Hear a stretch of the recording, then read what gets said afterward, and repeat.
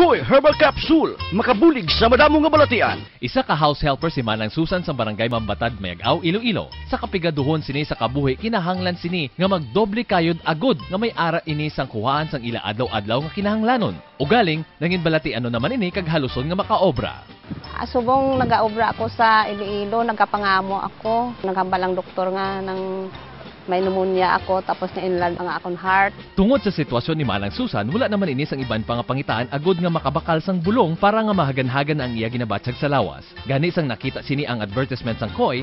After mga pila ka semana nga tumarakon, nabatsyagan ko daw lain gid ang akong lawas, nag-ayo ang akong ginabatsyag. Ali lang sad to pagtapos ko tumar, hasta subong wala na ako nakapadoktor, kay nag-ayo na gid akong ginabatsyag subong.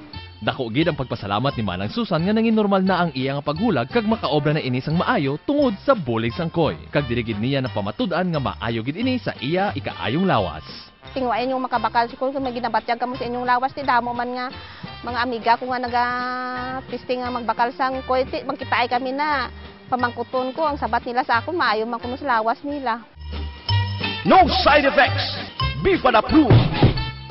Koy Herbal Capsule, God's pathway to herbs that heal.